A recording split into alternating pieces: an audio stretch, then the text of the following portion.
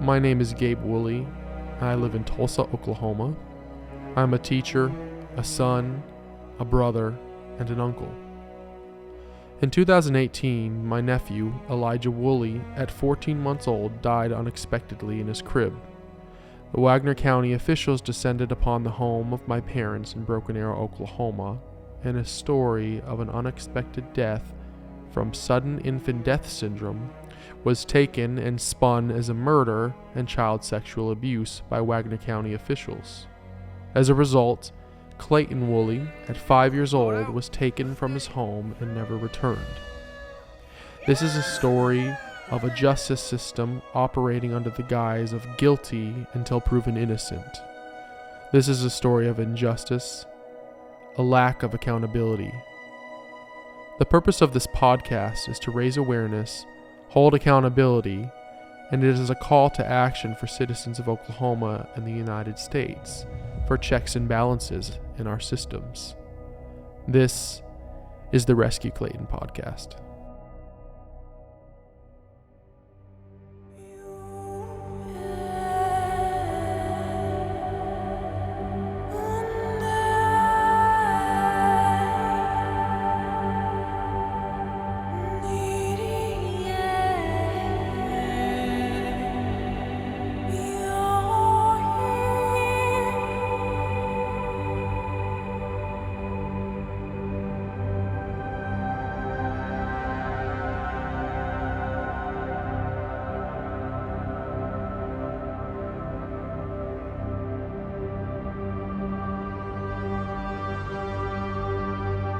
At 9, sudden infant death syndrome. SIDS is one of the key issues in a case involving a Broken Arrow couple who say they were not allowed to grieve in peace the death of their grandbaby.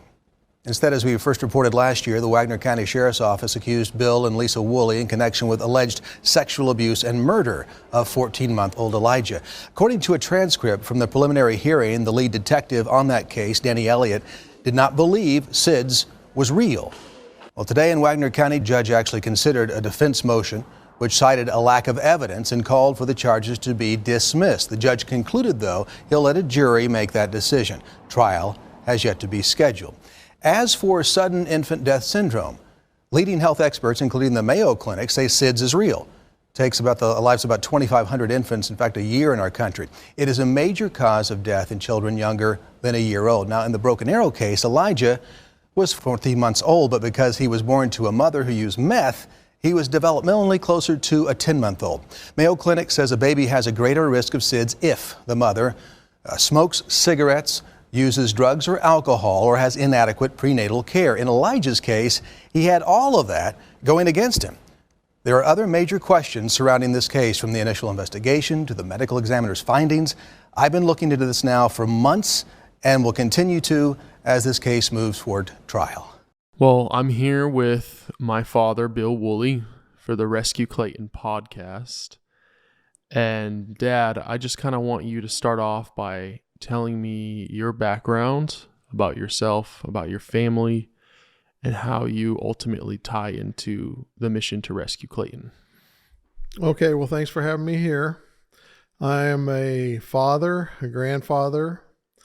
My wife and I got married November 25th, 1989 in Florida, and went back to Colorado to finish my degree in business administration.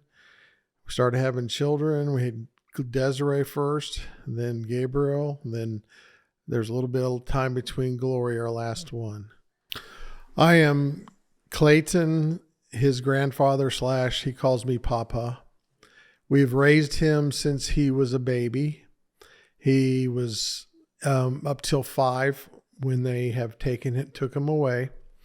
And so he's basically, all he knows is us as parents, although we made it very clear as he was growing up that Desiree was his mother, because we didn't want him to not know who his mother really was. Right. And then eventually Elijah came along. Then Elijah came along about 2.5 years later, and we ended up getting custody of him also. And we raised him from earlier, about, I don't remember, 4 weeks or something like that, 3 weeks, till he passed at 14 months. Right. And so, unexpectedly, back in 2018, Elijah, 14 months old, passed away in the middle of the night in his crib. A mom and Glory discovered him, called the police, and Wagoner County officials came out that day. How did you hear about Elijah's death, and what was your reaction like? Well, interesting to note that was Friday, Good Friday, and I was at work. I had gotten up like normal. Everything was just normal from the night before. He was a little bit tired and drooling a tremendous amount, and he was a little cranky because he was teething, small light fever, but nothing serious. Right. We were planning on, if it got worse, taking him into the doctor, but nothing at this point alarmed us. So Right. But that morning when I got up, I took Clayton to the bus stop as normal. He got on the bus, went to school, and I went to work at the airport. I worked at the airport. And when I was working, I got a call from Lisa, and I don't usually answer right away because I'm working at a counter in customer service.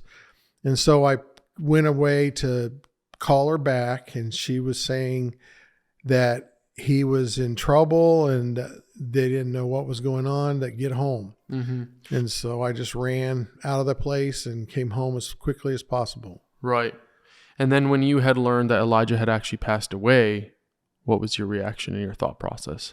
Well, it was very traumatic and horrible. I mean, he was basically our son/grandson, and it was sudden. There was no clues like he was sick or nothing like that to that degree. Right. And so it was really heart-wrenching. Right. And I remember that day when Elijah passed away, and the family was all there. I drove in from Edmond, Oklahoma. We as a family had kind of thought and decided that you would be the one to tell Desiree the news about her son Elijah passing away. So what was it like for you, Elijah's grandfather, who had custody of the boys with mom, to deliver the news of your grandson's death to your daughter? One of the hardest things I probably have had to do, I had to call all my family also and let them know, and it was just traumatic. Every call was very, very traumatic. And the nice thing was our family was together. Right. And she had no knowledge that this had happened. Right. Talk about what was kind of think back and what was it like? We walked into the building in Shakota where she was working, Shakota, Oklahoma, and we sat her down and just kind of pick up from there about how that went. Yeah, she was on staff at with the women's program in Shakota, Oklahoma. And we had called the director and let her know. So she was ready for us. And she brought Desiree in, and Desiree was surprised to see everybody there. So she knew something was up. Right. But usually you have to schedule those visits, and they have a log of who's there and everything. So this was sort of structured, unexpected. Right. And since this was such a traumatic thing, they wanted us to be there. We wanted to tell her in person. And so when I did tell her, it was very, very difficult because she's the mother, and I knew it was going to be very traumatic to her also. Right. And so I just pretty much broke down and was trying to tell her that, he just passed in the night. Right. Yeah, I remember that being kind of an intense moment for the whole family. But we kind of fast forward then, and Wagoner County officials are sort of doing their investigation, and it's not long after that the family members go in for interviews. It was you, Mom, Glory, and then eventually me, and then the Wagoner County investigator went to go interview Desiree in Shakota, Oklahoma. What was your interview like, and what was it like when you finally heard or came to the recollection of the investigator's allegations toward you for Elijah's death? Well, in the home where there was me and Lisa and Glory, Clayton and Elijah, you and Desiree weren't living at home at that time. Right.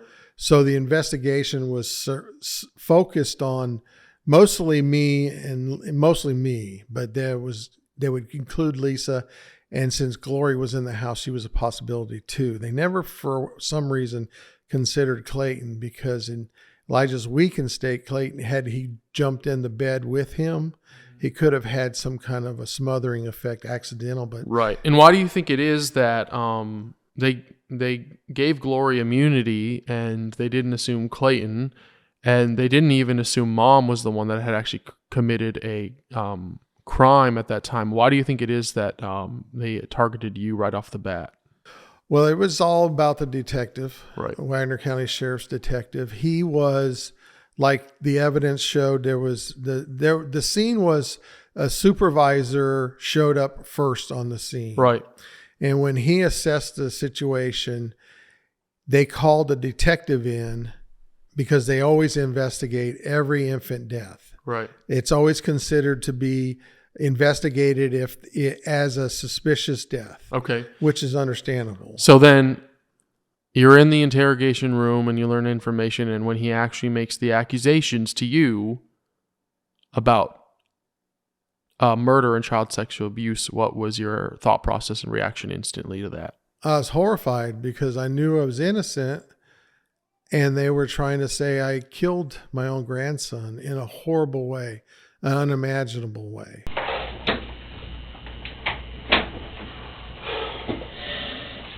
Bill, do you understand the charges today? No, not totally. You've been charged with child sexual abuse, and that's those charges relate to Clayton. I anticipate other charges coming later with Elijah, but that's what you've been charged with today. You have a $500,000 bond. Right off the bat, that scene didn't look right. I've been doing this for a long time, Bill.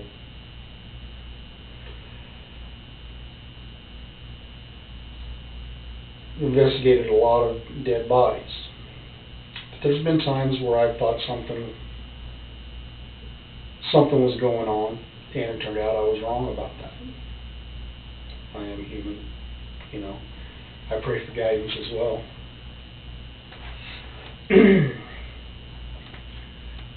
We locked down that scene. We did some investigating.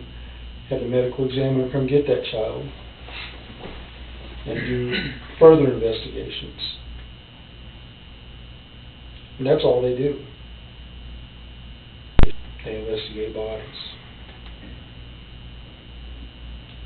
Well, it turns out my suspicions weren't wrong. They were actually right based on the physical evidence of the body. But even with that,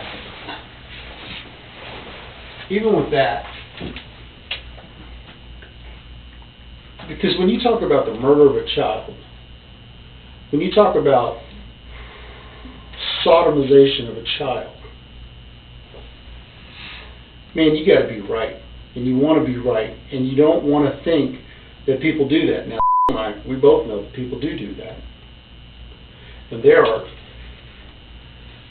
pedophiles out there that have done this for a long time.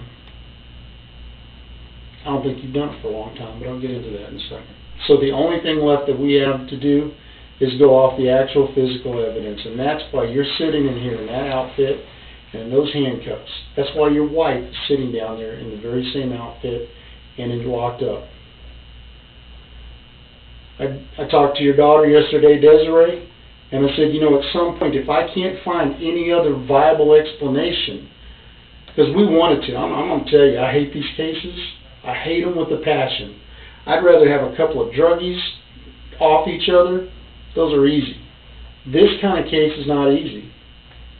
And it haunts me at night. You know, it wasn't until I got on your wife's Facebook and saw, because I watched that baby get sliced and diced on that table as they're sitting there looking at his body. That didn't bother me, because that's the job. When I showed up on that scene and I saw that little baby laying there in that onesie, and his face is all smashed up and all the lividity out of his face because he's been smashed down, that didn't bother me. But when I saw those videos of that kid laughing and smiling, that fucked me up. Absolutely. So if I don't have any other direction to go, and it's not just me, the DA has agreed, but I have no doubt in my mind that you did this to these children. No doubt in my mind. Whether your wife really truly knows, I don't know. But I know that you did. But here's what I think. I don't think you've been doing this for a long time. And I remember you always say there's not a worse crime anyone could be accused of. No. Sexually assaulting an infant and killing him at the time. Right. And and if anything were to be dismissed or anything, they could bring the charges back. Statute of limitations never runs out on murder. Right. It was first-degree murder we were charged with. Yeah.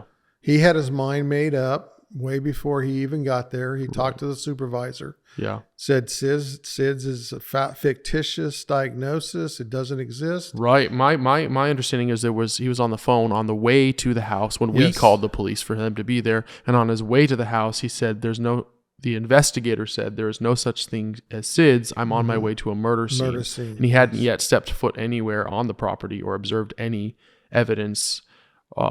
So, I mean, that's an interesting point we always reiterate because I feel that shows an innate bias and just it's sloppy, careless work, in my opinion, sort of unprofessional. Well, if he's got that mindset, the danger is, and the public needs to know this, is that if you have an infant or child in your possession and you're taking care of, right, and that child happens to pass away for no unknown reason, you will be charged with murder automatically because they don't believe there is any kind of accidental death other than murder. Right. At least in this detective's case, he doesn't believe the whole county. They don't believe in sudden infant death syndrome, which is my understanding, a medically recognized diagnosis for death. So the interesting fact is even the paramedics who are first on the scene at all these type situations, right, they said it was SIDS. Right. And to be clear, the investigator in Wagoner County is not a medical professional. He's not a coroner. He doesn't even have a college degree. Right. It's in my opinion, it's more likely that the ambulance workers would know more than him even about that. And they did say it was likely SIDS. They did, and they see these all the time where he has only investigated one other child death in his entire career. Who has only investigated only one other child? The detective. The detective in Wagoner County. Yes, he's only been on, I think he testified in court, 3 infant deaths, and 2 of them he was the lead detective on. Right. Okay, so you have the investigator and the sheriff in Wagoner County now pressing charges, and you guys are placed under arrest. How did the first arrest happen, and what was your first 48 hours in jail like? Again, that was extremely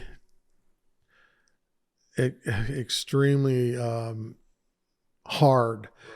We were at a hearing for our guardianship. To maintain guardianship of the boys? It was a hearing to terminate the guardianship. So that you and mom... We weren't sure if they were going to terminate, but it was a hearing about that because of the pending charges. Okay, so there are pending charges against you and mom, and because of that, they were reevaluating you having guardianship over Clayton. Yeah, they haven't actually charged us yet. So when we go there, we are immediately told to come up to the judge's bench up front. And the reason that you're there, as far as you're concerned, is...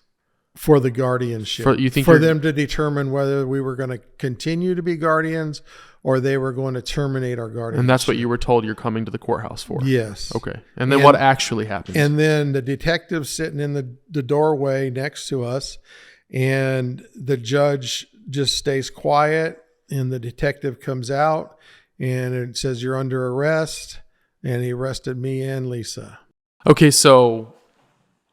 You are about to be placed under arrest. Do you remember if the sheriff or the investigator read you your Miranda rights before they arrested you? Do you recall that? To my recollection, no, I don't remember that.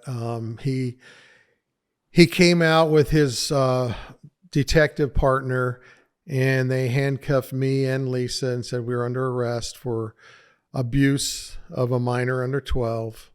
And then they just took us back to the processing holding tank. Okay. So this was the sexual abuse charges or the murder charges? Sexual abuse charges. They were the first charges. The bizarre thing is the whole charge was abuse of a minor under 12. Right. And it was for one incident where Clayton said that my privates touched his bottom one time in the shower. Right. And we were put in jail under those charges with a $500,000 bond for each of us. So right. I had $500,000 and Lisa had $500,000. At one point you had no bond, but that was later on. Yeah. So, okay. What were your concerns when you were about to go into jail, and what were your first 48 hours in the Wagoner County jail like? Well, it was very intense because with the charges that they were charging me with, even though I'm supposed to be innocent till proven guilty, right? I was guilty from the get-go. Treated as guilty? Treated as guilty. And their charges were so traumatic that I assumed if people knew what I was in there for, allegedly what I was being charged with, that I would have like a target on my back and I would be brutalized, killed, or whatever. Right. And to your surprise, you actually had an interaction, and this is probably beyond the first 48 hours, but we can get back to that. To your surprise, you actually had a more positive interaction with an inmate in the Wagoner County jail. What was that like? Well, I did have a lot. I mean, the pod that I was in, I don't know if you know what jails are like, but you have the main jail, and then you have pods where they group like offenses together. Right. We were considered a sex pod. Okay. And what does that mean? That means that if you have any kind of a sexual charge, rape, whatever the charge is, if it's sexual in nature, you're grouped together in that pod. And they keep others separate from you. And they keep all the others separate from us. Okay. So you had, you were with people that had similar charges or accusations, and you did have an interaction, I remember you saying, with a particular inmate, because I imagine you probably had some sense of fear at that time, being in unknown territory, so to speak. Well, the experience at first was I was in isolation. I was in solitary confinement. By yourself? By myself in my own cell, one with a camera in it. And that was on their decision. Do you know why you think that was? Well, they were... the room I was in has a camera because it's called the suicide watch room. Okay. And they were afraid that I might try to commit suicide. Why was that? What Because reasoning? of the nature of the crime and the nature of the charges. Did you have any behavior that would match some suicidal? No, not at all. So it's just an assumption. It's just assuming on their part. Precaution. A precaution. I mean, you have to make sure you take precautions because they're responsible for you. But I was all by myself in the room. Right. And I would be locked up for 23 hours a day. Right. And I get 1 hour out in the evening, usually around 2 to 5 in the morning, if they let me out. Okay. So I remember you kind of telling me a story about a particular inmate when you were in jail, and you had an interesting interaction with this other inmate at the Wagoner County Jail. Tell us about that. Right. Well, our pod was right next to another pod, and there's a door, a steel door that separates with a brick wall. Okay. And the other pod is where more of the serious crimes, the murder, the car thefts, and, gun violence, the violent pod. Anyway, I was sitting I had already been out in the public then at that time in the pod. Okay, so now you're not isolated. Not isolated. And I was sitting there. We were all usually watching TV. And the guy comes to the door and he bangs on the door and he goes, "Woolley, I need to talk to you." Mm-hmm. And there was a rule against talking through the doors, and I didn't want to do that anyway. Mm-hmm. And he kept yelling my name, "Woolley, Woolley." And then I didn't answer him. He goes, "Hey, don't worry about anything. if I know that you're innocent, and if anybody gives you any problems over there, you let me know and I'll make sure it's taken care of. He said he knows you're innocent? Yeah, he says my best friend outside is a bondsman. Right. And he told me your whole story, and I know you're innocent. Interesting. So he kind of had, so obviously people both on the inside and the outside of jail don't necessarily believe you guys are guilty, and you kind of don't fit the profile that the county's trying to press onto you. Not at all. I mean, everybody's different in jail, but Right. there's a similarity. But the thing, I guess it's more the way you handle yourself and Right. just the spirit that you walk in. Right. People knew, most of them said, you didn't do this. Right. People in jail said that. Said that. Yeah. Right. And I remember when we told friends and family and stuff about this, I mean, it was very clear from everyone's immediate reaction that that when we told them that they're accusing you of murder and child sexual abuse, that they said, we're thinking that's not true. You know, I didn't believe it. Mm-hmm. It just didn't fit the character. And it didn't feel right, you know, in my spirit and in my mind. So I think you guys had support inside and outside, and you were in jail, a second time. So just briefly talk about the second charges, and then your time out. And I remember we talked to Mom, and she kind of went into detail about your time out. How long were you guys out of jail after you made bail for the first charges? Well, we were in jail the first time for 4 months, and then we got out, and then we were out for 4 months. Okay. And they just decided 5 days before Christmas to arrest us. Right. For first-degree murder and sexual assault of a minor under 12, 2 counts. Okay, so now you go back to jail for another 4 months. We go to jail for another 4 months. So we were in jail for a total of 8 months, 2 different times. Gotcha. What type of support did you guys have when you were in jail from your family and friends in the community on the outside, the people that, you know, believed in your innocence? Tremendous. I mean, out of all the people that we knew that knew us, Right. I can't think of anybody who thought we did it. Right. And so we're looking here on the table. These are actually letters from jail, from when you and Mom were in jail. These are letters that everyone, all your friends and family, wrote to you guys. Letters and cards. Yeah, letters, cards. I mean, yeah, you've got people, you've got relatives, you've got friends, you've got church family, you've got people that have heard the story writing all these letters to you in jail.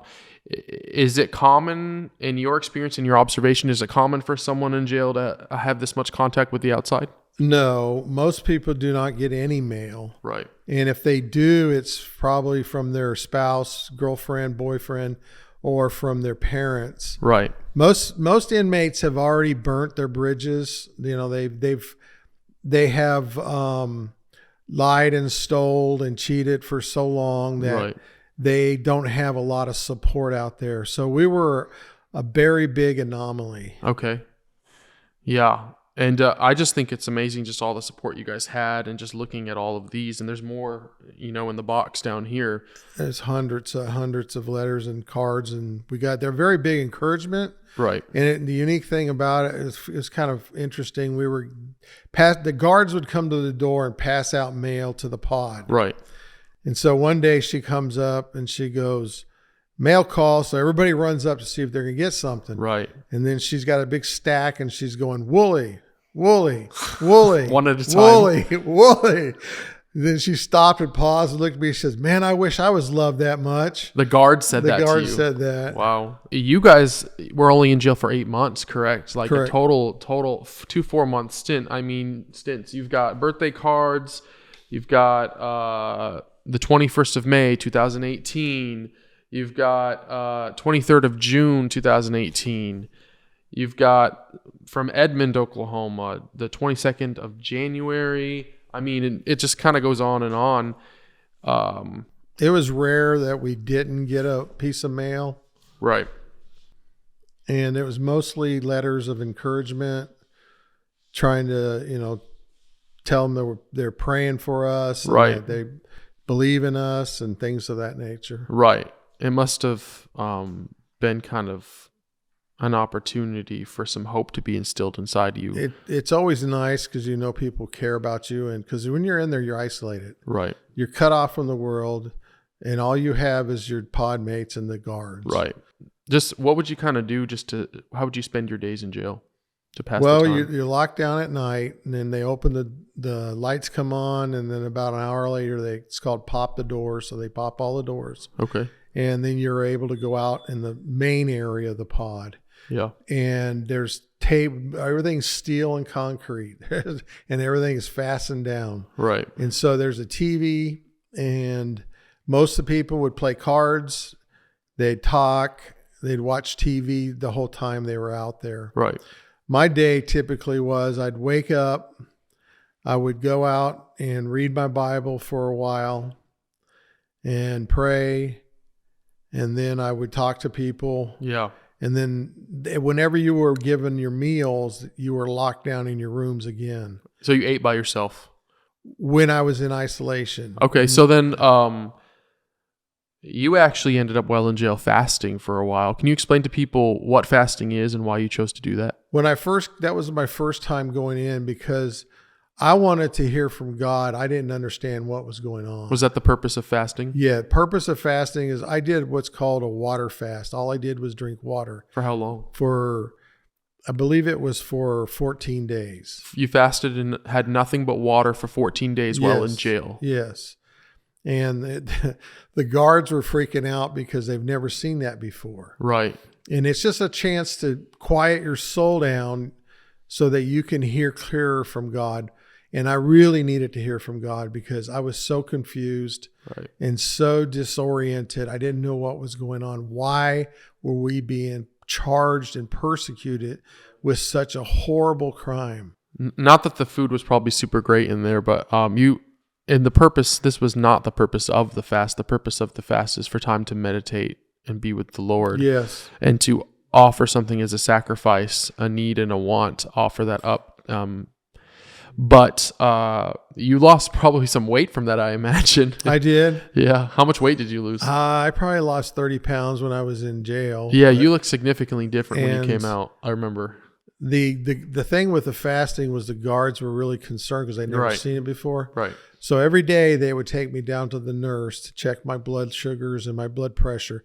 I've always had high blood pressure, so they were freaking out about it. Okay. And they were really worried about it. And so one day during the fast, the sheriff, the undersheriff, about 10 or 15 different deputies come in, sit me down by myself, locked everybody else up, and said, "Okay, what's going on here?" And how many people would you say were there with just you that worked About for 10, the jail? About 10. So 10 people in a room sit down, surround you, and are kind of corner you and figure out. I'd say, "Are you trying to kill yourself? You on a hunger strike?" I said, Right. I assume that the natural reaction to that in the stories you hear is that it was a hunger strike. That's what I think. That's what most people would think. That's what they were thinking. But obviously, we covered what a fast is, and you had great intention with what you were doing, and it was actually not to make a statement out to the public, to people. Mm-hmm. It was a position of your heart and sort of to make a statement in connection with God internally inside of you, in your heart.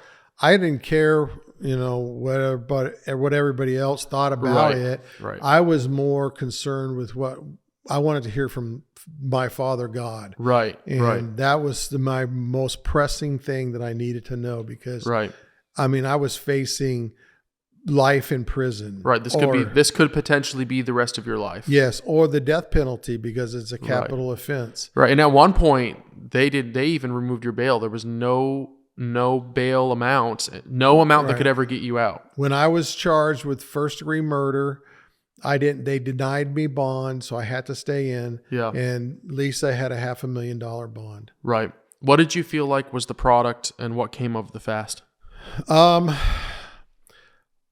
I really felt like I was doing they asked me how long I was going to fast for. I said, I don't know. Right. As long as it takes.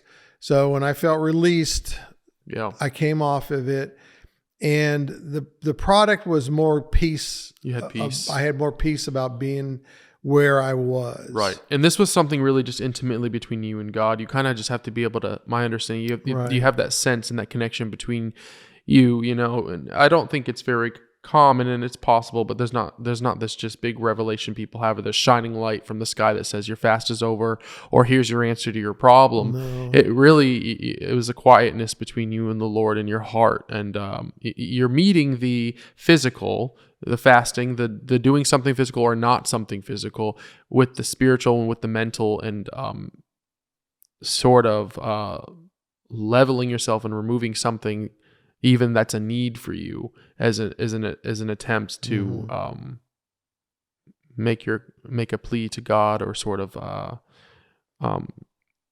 offer a sacrifice to Him of something. I had some fasted sorts, many almost. times through my life, but never to that degree. The longest fast I think was 5 days before that. So this fast in jail was your longest one. Yes. Yeah. I remember I fasted for 2 days when I was praying for you and Mom. 1 day for you and 1 day for Mom. And it was hard. It was hard. Even just the second day, I mean, I didn't know if I was going to make it, but it's not that you just don't eat. It's a time of prayer, Right. prayerful, intimate time with the Lord. It's actually a very intentional thing. You're not particularly even just looking for things to distract you from not eating. You are filling that time and space where you would normally feel that need with something else that's even more important, is my perspective and my opinion on fasting. That sums it up. Yeah. And so you weren't the only, obviously you weren't the only inmate that dealt with this detective out of Wagoner County, even for these specific charges. What else did you learn about this detective? Well, he handled every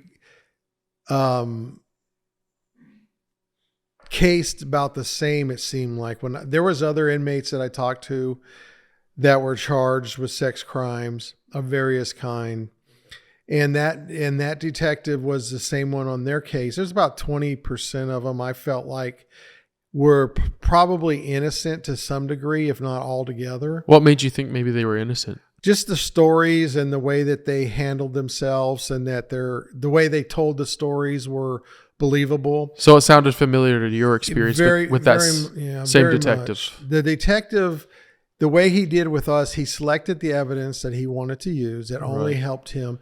Anything that he didn't like that went against his narrative, he would not use as evidence. He wouldn't even gather it. And we know that, and I even know that from the outside, because we know, and I lived in that house, and we know that we, the family, offered them evidence and materials that Elijah had used, and the diapers he had used, and the mattress pad he had slept on that had all the fluid that came out of his body from the pneumonia. We offered that evidence to this detective, and he turned it down. Wagoner County said they didn't need it. It was irrelevant. So it was very clear that this detective was cherry picking.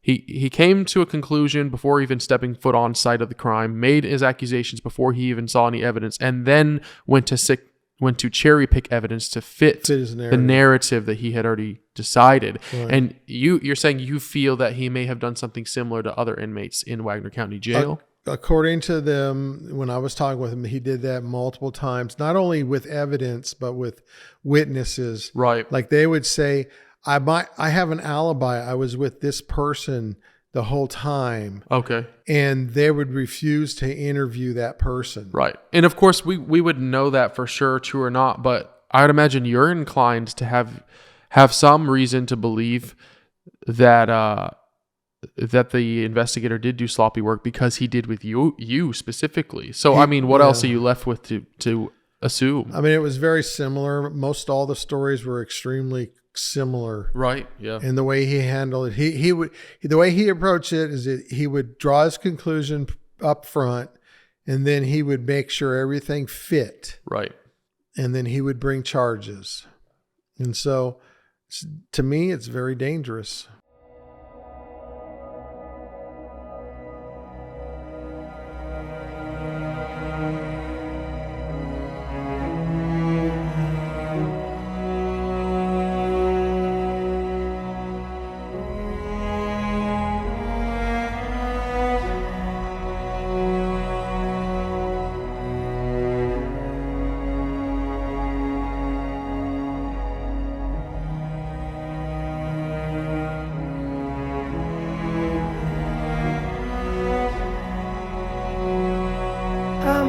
Uncle Gabe.